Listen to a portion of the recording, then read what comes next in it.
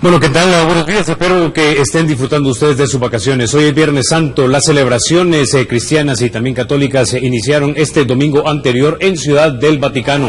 En el Ciudad del Vaticano, donde básicamente están representados más de 1.300 millones de cristianos católicos. Allí los miembros del Colegio Cardenalicio llevaron las palmas conmemorando esa entrada triunfal de Jesús de Nazaret a Jerusalén.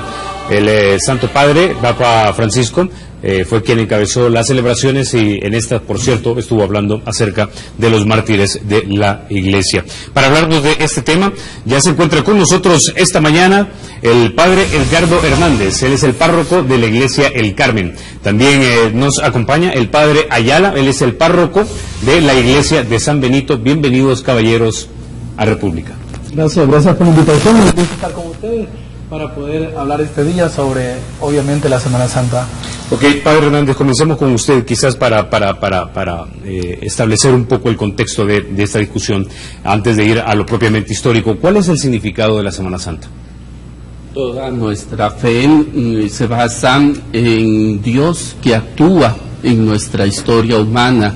El significado de la Semana Santa es el culmen de la actuación de nuestro Dios en Jesús, que Él vivió el amor. Entonces en la Semana Santa vivimos el centro de nuestra fe, que es la muerte, la resurrección de Jesús. Ok, vamos rápidamente con el Padre Ayala. Le parece que tenemos problemas de carácter técnico con su micrófono. No, me dicen que no está bien. Padre Ayala, ahora, esta celebración muchos salvadoreños de repente la dan por sentada. Yo celebro Semana Santa porque mis papás la celebraban, porque mis abuelos la celebraban, pero ¿por qué la celebro yo? Es decir, ¿cuál es el origen histórico de la Semana Santa? ¿Por qué siempre es entre marzo y abril, por ejemplo? ¿Y en qué tiempo se instituyó? ¿Quién la instituyó? A ver si puede guiarnos un poco en este tema. Bueno, la Semana Santa ha tenido todo un desarrollo. El Domingo de Resurrección, que es lo que básicamente celebramos los cristianos, ya desde la era apostólica, es decir, de los apóstoles, se comenzó a celebrar. Pero enseguida, cuando la Iglesia sale de la persecución del Imperio Romano, se comienza ya a fortalecer.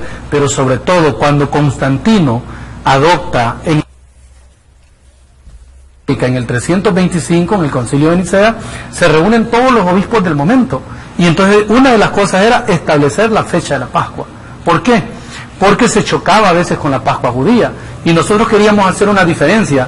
La Pascua cristiana católica no es la Pascua de los hebreos o la Pascua judía. Primero, porque tienen dos significados diferentes. Uno es solo pasar desde el Mar Rojo a la Tierra Prometida, y para nosotros es pasar de la muerte a la vida. Entonces, aquí se establece de que se haga en el mes de marzo. En el mes de marzo, básicamente se establece la fecha de la Pascua. Pero había un problema. Y el problema es que se podía juntar y haber como dos Pascuas en el año. Entonces, en el siglo VI, en el año 547, Dionisio el Exiguo, utilizando el calendario romano, dice: vamos a establecer un criterio para la Pascua. ¿Cuál es? Que caiga el domingo siguiente de la primera luna, o de la primera luna después del equinoccio de primavera. Que esto viene siendo como el 18 y 19 de marzo. 22 de marzo al 25 de abril. Esa fecha es inamovible en la Semana Santa, en el sentido que el equinoccio se da el 22. El equinoccio viene del latín, equinoccius significa equidad, o partes iguales, mitad. Ese día el sol dura, o el día dura 12 horas y la noche dura 12 horas. Inmediatamente después del equinoccio de primavera viene la luna llena, y al pasar la luna llena, el primer domingo. Entonces la luna llena puede hacer que caiga 3 días antes, 2 días antes, pero siempre antecito de ese domingo. Es decir, puede caer la luna llena el lunes, martes, miércoles, jueves o viernes, pero ya enseguida está ese primer domingo. De modo que así no se repitió. Solo hay 2 equinoccios en el año, el otro que está en el mes de septiembre. Y ese equinoccio, siempre la luna llena viene entre el 22 de marzo y el 25 de abril. Por lo tanto, la Semana Santa, ese es el margen de maniobra que posee. Ok, ahora, Padre Hernández, la misma pregunta, pero con un enfoque distinto, es ¿por qué celebrar la Semana Santa? Pero ya no desde el punto de vista histórico y la razón por la cual la celebramos estos días, sino que ¿por qué celebrarla? Toda nuestra vida tiene un sentido de amor, y para nosotros la vida de Jesús es la plenitud del amor. Al celebrar la Semana Santa, celebramos a Jesús, que vivió, como dice la Sagrada Escritura, pasó haciendo el bien. ¿Por qué celebrar el cumpleaños de una persona querida? Porque hay un vínculo afectivo. ¿Por qué celebrar la graduación de un ser querido? Porque hay un vínculo afectivo y hay un triunfo, hay algo bueno. ¿Por qué celebrar la Semana Santa? Porque en la pasión, muerte de Jesús participamos de lo mejor que es para nuestra vida, que es la vida eterna. Ok. Ahora, Padre Ayala, entonces entiendo que es en el Concilio de Nicea donde empiezan a ponerse las bases y decir, queremos que ponernos de acuerdo, porque caía entonces la Semana Santa en dos, podía caer en dos. Podía caer en los equinoccios, sí. Ahora bien, esto algunos podrían considerar que cuando se fijó la fecha podría haber sido para tratar de asimilar tal vez alguna costumbre pagana. ¿Eso fue así o fue arbitrariamente que se dijo, no, aquí lo vamos a hacer? O sea, ustedes saben de que hay varias fiestas, pero sobre todo la fiesta pagana que alguna gente achaca no es tanto con la Pascua, sino con la Navidad, porque era lo del sol, el sol naciente, ¿no? Para los hebreos, para los romanos, que tenía todo un significado, un culto que se gesta en Egipto, con el Osiris, ¿no? Etcétera. Pero eso habla de la Navidad. Básicamente con la Pascua no tenemos nosotros una objeción de esa naturaleza. La objeción que algunos ponen, y por ejemplo en el caso de los ortodoxos, entonces había un problema también con la misma fecha del nacimiento de Jesús. Para ellos lo celebran el 6 de enero, en cambio para nosotros el 25 de diciembre. Había como dificultad en eso. Pero en esto de la Pascua la única dificultad era con los judíos. Ahí sí a veces se chocaba y la iglesia dijo, no, nosotros tenemos que hacer la diferencia para que la gente no se confunda. La Pascua judía no es la misma Pascua cristiana. Y entonces se establecen esta fecha. Ahora, estas fechas corresponden realmente a la fecha exacta o aproximada de la pasión de Cristo cuando realmente sucedió, Padre Ayala. Fíjate que sí, estas sí se aproximan, y bastante, porque nosotros ahí nos podemos ajustar al calendario hebreo, porque ellos no lo han cambiado, ellos siguen con su calendario y la Pascua la siguen teniendo de acuerdo a su calendario. Entonces nuestros cálculos están basados justamente en base a la Pascua hebrea, porque también el Evangelio lo dice, el Evangelio de Juan y los sinópticos, de que era en vísperas de la Pascua judía cuando Jesús lo matan. Significa el viernes porque los judíos celebraban esa Pascua en sábado. De tal manera que aquí nosotros no nos perdemos, o sea, nos hemos fundamentado en los cálculos del calendario de la Pascua judía.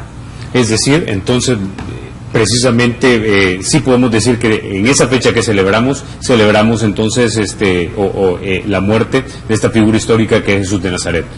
Una fecha aproximada. Efectivamente, ahí no se pierde. Si con la Navidad hay algún pequeño desbalance, por decirlo así, o contamos con menos elementos históricos para la Navidad, pero con la Pascua contamos con más elementos históricos para establecerla. Ahora, Padre Hernández, quisiera que habláramos un poco acerca ahora que ya establecimos un poco los orígenes históricos de la Semana Santa, es cómo de repente vino esas celebraciones de Semana Santa hacia el Nuevo Mundo. Sé que usted de Costa Rica, tenemos unas celebraciones que son bastante comunes a lo largo de toda Latinoamérica, y creo que podemos poner en pantalla algunas de las fotos más viejas que pudimos encontrar de cómo celebran la Navidad. De hecho, por lo menos la reseña histórica más de procesiones y tal como las entendemos, creo que es de una localidad de Murcia, en España. No sé si estoy siendo preciso acá, pero quisiera que nos hablara un poco de cómo vinieron esas costumbres acá. Por la conquista española, pues se trajo, pues obviamente el idioma español y toda la cultura. Las imágenes eran un elemento catequético, mucha gente no sabía hablar, entonces la imagen, hoy por hoy, bueno, la televisión también, las imágenes, como una imagen uno habla mucho, las imágenes de Cristo crucificado, de Cristo cargando la cruz, pues eran catequesis visuales con los medios que se tenía en aquel entonces. Hacer la procesión por las calles, pues era representar. Para nuestra fe, celebrar no solamente es recordar un elemento del pasado, sino que es hacerlo presente hoy, es vivirlo hoy, es actualizarlo. Sí, un acontecimiento histórico, pero vivido hoy. Eso es interesante porque es algo precisamente que yo tampoco entendía cuando era pero muy joven, cuando me ponía a pensar, pero ¿por qué hacemos esto? Es una especie de, no sé si decirlo así, de representación casi teatral, que tal vez enriquece la vivencia de la persona creyente. Sí, más que teatral es oracional. Okay. Si uno reza el Vía Crucis por la calle, va escuchando, o en el templo, va escuchando la palabra de Dios, va meditando, va asumiendo los propios sufrimientos, van relacionándose con Dios. Si va cargando la procesión, pues recuerda también a Jesús. Entonces es oracional, es vivencial. Y lleva un poco, diríamos, de teatro por las imágenes y todo, pero con resonancia interna. Ahora, y es que para abonar también lo que el padre dice, sabes, de que cuando el cristianismo se expande, se llega a los vulgos eran las masas, las multitudes. Mucha de esa gente no sabía leer ni escribir. Entonces, una forma de llevar la catequesis, el mismo Vía Crucis fue una forma que la Iglesia estableció para darle una enseñanza a aquellos que no sabían leer. Y como nosotros decimos hoy, una imagen vale más que 1000 palabras. Entonces le representabas tú el Vía Crucis y ya la persona tenía una idea. Los mismos misterios sobre la vida de Jesús, cuando está niño en el pesebre, cuando es encontrado en el templo, cuando está grande, etcétera. Entonces la Iglesia, la iconografía, la ha utilizado desde los primeros siglos. Que ya quiero también decirte aquí que en el siglo VII hubo un movimiento iconoclasta que estaba para eliminar las imágenes y decía que las imágenes eran idolatría. Entonces cuando San Juan Crisóstomo les dice, miren, momento, no son idolatría, aquí lo que nosotros ponemos en estas imágenes es un mensaje que queremos transmitirle al pueblo, porque a veces te conmueve más una imagen de un Cristo sufriente a que yo te estoy diciendo que Cristo sufrió. Entonces, y la Iglesia utiliza esto como una pedagogía catequética para que en la conciencia, en la imagen de las personas, entre y se les quede en la memoria grabada aquella imagen que les ayuda para su fe y para su piedad. Y luego con las procesiones, nosotros comenzamos las procesiones en las llamadas peregrinaciones, sobre todo a los lugares santos. En el tiempo de las cruzadas, tú sabes, las cruzadas se hizo justamente porque los musulmanes invaden Jerusalén, se apropian de los lugares santos y la Iglesia tiene que recuperarlos. Aquí nace toda la orden de los caballeros templarios, que se van a proteger estos lugares para que los peregrinos no sean asaltados en el camino o no sean asesinados también en el peor de los casos. Y estas peregrinaciones en la Edad Media, que sobre todo se pone en manifiesto, tenemos el famoso Camino de Santiago. Que estos eran pero caminatas de días.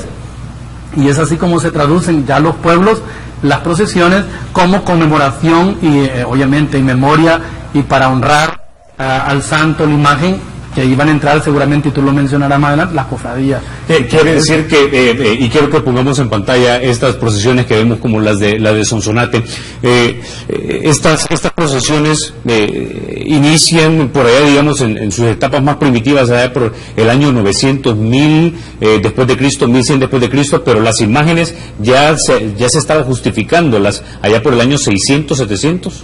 Mira, las imágenes, nosotros tenemos imágenes desde las catacumbas. En las catacumbas ya hay representaciones. En las catacumbas estoy hablando del siglo II, es decir, inmediatamente de la muerte de Jesucristo. Si tú entras a las catacumbas, ya hay imágenes, representaciones de pescados, del crucifijo. De hecho, Constantino, lo que inscribe en el llamado, el escudo, es justamente una imagen de un crucifijo, de un Cristo, de alguna manera. Y entonces las imágenes son tan antiguas casi como el mismo cristianismo. O sea, ya hay representaciones en las catacumbas, pero en el siglo VI, siglo VII, se incrementó las imágenes y se establecieron ya en los templos, en los altares, etcétera. O sea, que es algo antiquísimo, no es nuevo. Ahora, Padre Hernández, desde el punto de vista de la fe, ¿qué significado de repente tiene? Y le digo eso porque sé que hay algunas personas que consideran absurdo, por ejemplo, irse flagelando o ir caminando de rodillas o siquiera ir cargando la pesada urna. La relación con Dios es participar de los sufrimientos de Cristo con amor. Lo distintivo de nuestra fe católica es Dios es amor, y llevar los sufrimientos con amor en relación con Jesús. El otro día ponía un ejemplo todos tenemos, por ejemplo, sufrimientos, si lo comparamos con un poco de jugo de limón. El jugo de limón yo lo puedo tomar solo, y si lo tomo solo, pues me daña. Otras personas le agregan licor, entonces se dañan más. O yo lo puedo, el jugo de limón, mezclar con agua, hielo y azúcar y hago limonada.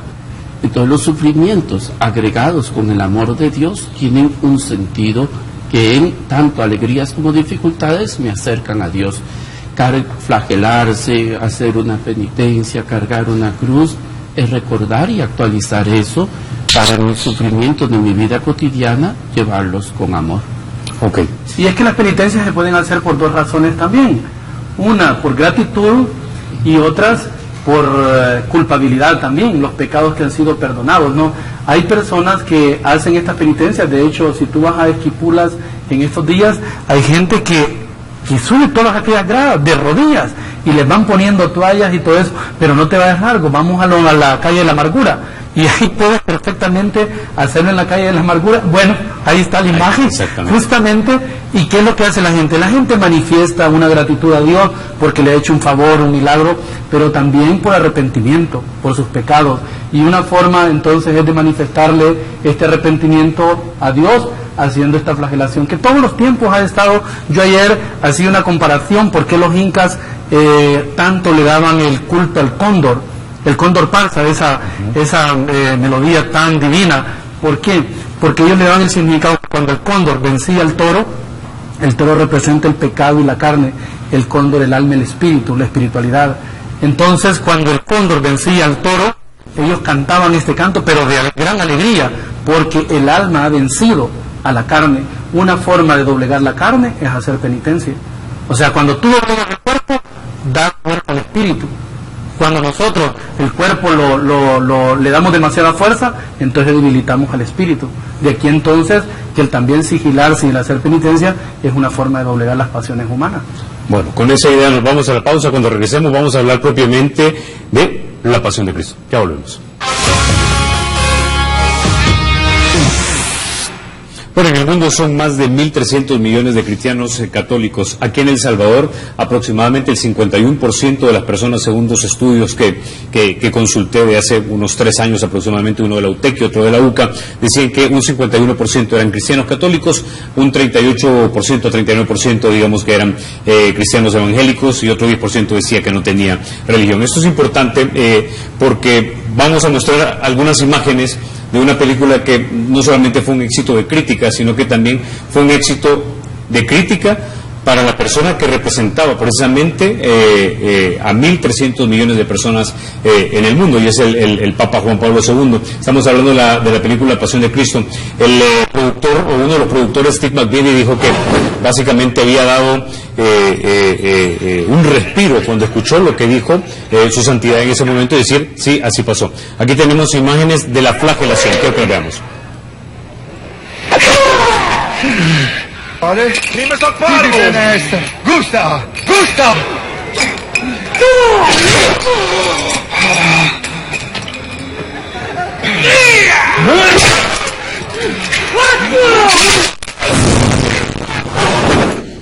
Bueno, las imágenes muy gráficas.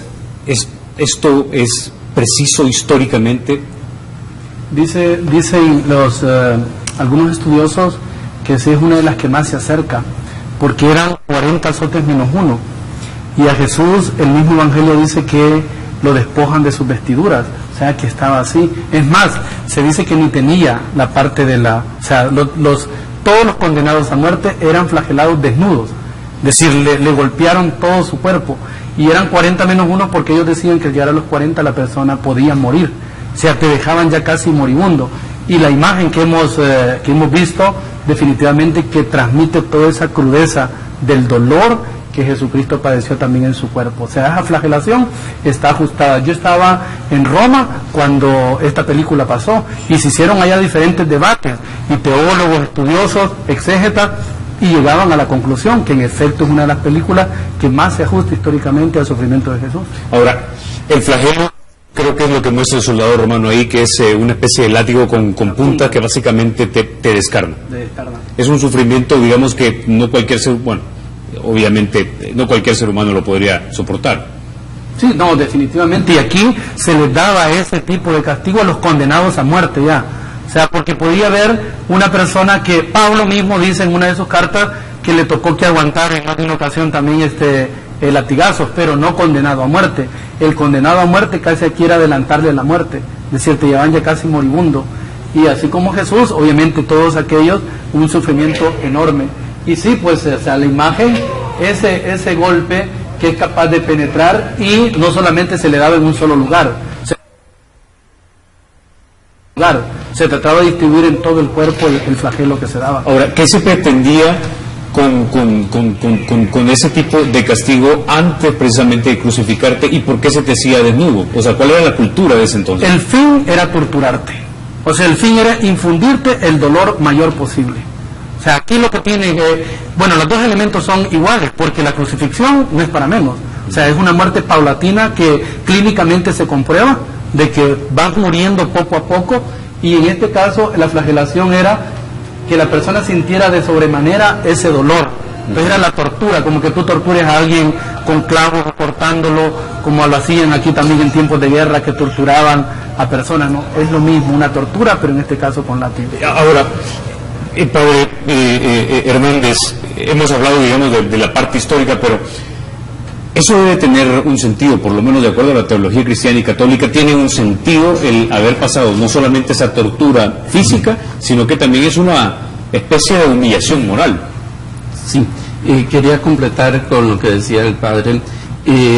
Era también para intimidar, para que no siguieran lo que ese personaje estaba predicando, para que se decían, tal grupo va a seguir ese modo de vida del personaje que habían condenado a muerte, que no lo siguieran, porque iban a terminar crucificados, le iban a terminar pues flagelando.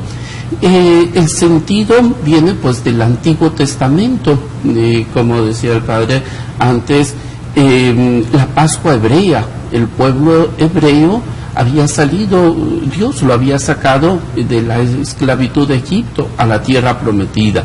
Había hecho un largo camino hasta llegar a su propia tierra, a un pueblo nómada, de su propia tierra, era ya un gran triunfo. Y conforme fue pasando el Antiguo Testamento, llega una celebración del perdón. Entonces, la teología bíblica del Antiguo Testamento hacían un rito y buscaban un cordero que no tuviese ningún defecto. Mediante un rito descargaban todos los pecados en ese cordero, el pueblo descargaba y los sacaba fuera de la ciudad para que muriese en el desierto y con eso pues sentirse perdonado. Ya con Jesús pues se vive lo mismo. A Jesús lo sacan de Jerusalén para que muera fuera de Jerusalén. Para nuestro sentido ya católico, cristiano, él asume todas las lejanías de Dios. El pecado es todo lo que nos aleja de Dios. Dios nos ha creado con un proyecto de amor. A veces hemos hecho otros proyectitos que no son conforme el proyecto original de Dios.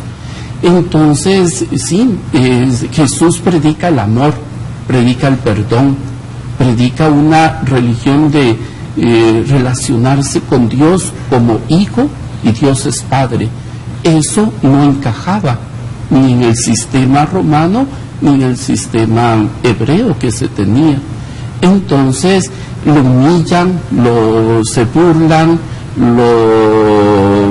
lo sacan de la ciudad, y con modo de que sirva de escarmiento. Este sistema no va aquí. Ok, ahora quiero que veamos la escena donde precisamente lo crucifican, para que hablemos un poco acerca de la precisión histórica de esto. Veamos.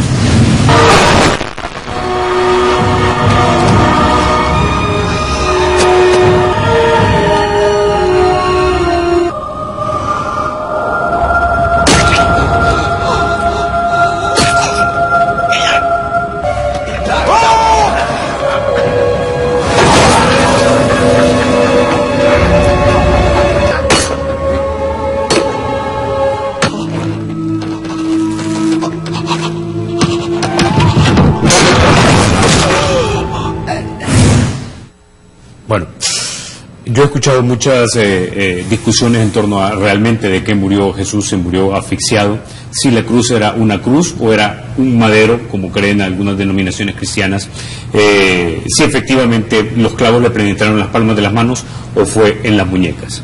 Vale.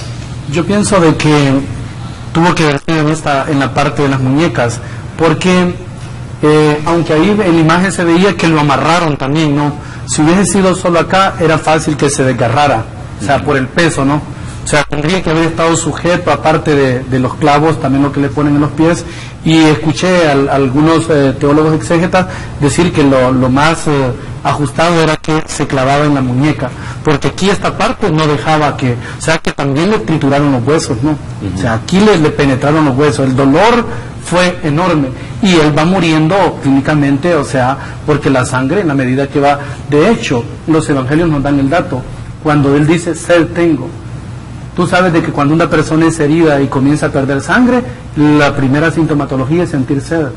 Y Jesús dice, sed tengo. Significa de que la sangre estaba escaseando cada vez más en su cuerpo. Y la lanza que le atraviesa al costado, igual le saca otra cantidad de sangre, ¿no? Es precisa la Biblia cuando habla de la cantidad de horas que él estuvo colgado de la cruz hasta fallecer. Efectivamente. O sea, es precisa porque dicen de que los crucificados, en este caso, era prolongada la agonía. O sea, no era una persona que moría enseguida, sino que podía, incluso, uno de los temores era, miren, y este se va a morir antes porque ya la Pascua estaba ahí a 2-3 horas. Entonces, pero muere justamente a eso de las 3 de la tarde, aproximadamente pasó 3-4 horas ahí. Lo crucifican a media mañana, dice el Evangelio de Marcos, y dice a media tarde, a eso a las 3 de la tarde, Jesús muere. Pasó más o menos 6 horas, de 9 de la mañana a 3 de la tarde. Todo el... Ahora, en el gran esquema de la teología cristiana, ¿por qué debía cumplirse con una muerte tan brutal como esa? ¿Y qué clase de Dios, digamos, entregaría a su propio Hijo para que lo maltrataran tanto, para salvar a un grupo de personas que en primer momento lo están destruyendo físicamente? Volvemos al centro, pues, de nuestra fe, que es el amor. Lo propio del amor es estar cerca, lo propio del amor es compartir tanto alegrías como dificultades. Para el Dios que es amor, Dios Padre, entrega a Jesús para mostrarnos el camino del amor, y que ese amor, a pesar de los sufrimientos, se mantiene. Uno lo puede ver, qué sé yo, en otras personas, amistades que cuando viene una dificultad se retiran, entonces ya no eran tan amigos. Amistades que cuando todo va bien, ahí están, pero cuando uno tiene una dificultad, desaparece. Las amistades que permanecen en las dificultades es que hay un amor más profundo. Y además en esto, más que ver la pena, es ver la causa. La pena es todo ese sufrimiento, ¿no? Pero la causa es por qué lo hizo. En el huerto de Getsemaní, cuando está con los discípulos, él siente tristeza en su alma, ¿no? Y le dice, Padre, si es posible, aparte de mí este cáliz, pero que no se haga mi voluntad sino la tuya. Deja que este proceso siga. Pero en otro lugar en el Evangelio de San Juan, Jesús ha dicho, a mí nadie me quita la vida, yo la doy. Y Isaías dice, como cordero fue llevado al matadero. Cuando Jesús grita en la cruz, porque dice que con un fuerte grito expiró, y le dice incluso a Dios, Dios mío, ¿por qué me has abandonado? Experimenta la soledad, experimenta el abandono, experimenta estar ahí en ese sufrimiento. Y yo les decía, miren, en la historia de la misma santidad en la Iglesia, el mismo Papa Juan Pablo II, ¿cuánto sufrió en una enfermedad prolongada? Dios solo permite que la muerte siga su curso natural, y Jesús como humano corrió la misma suerte, igual que los condenados que estaban a la par. Y entonces Jesús grita, Dios en ese dolor también de su Hijo está dispuesto y está listo para abrazarlo y para resucitarlo, como va a decir la Biblia, pero en ese momento de transición deja que Jesús corra la suerte a lo que ha sido condenado, y esto es estar crucificado y estar agonizante. Ya que mencionó eso precisamente, de seguir la línea de la muerte, recuerdo un cardenal haber dicho cuando se miraba a Juan Pablo II caminando tan lentamente, lo que usted ve ahí es un alma que lleva un cuerpo. Recuerdo eso. Interesante. Bueno, vamos a irnos a la pausa, pero cuando regresemos, usted lo dijo, él vivió la muerte como un humano, de repente tenía que haber lucido definitivamente como un humano, pero ¿cómo lucía Jesús? Es objeto de interpretación a lo largo de los siglos. Y de eso vamos a hablar en minutos.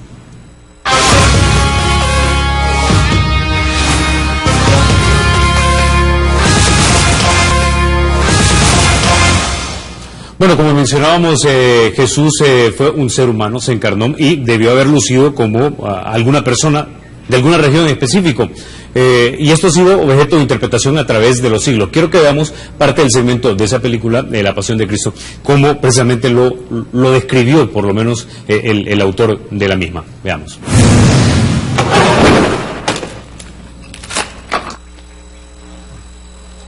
Do you want to lie on? Loud that pain.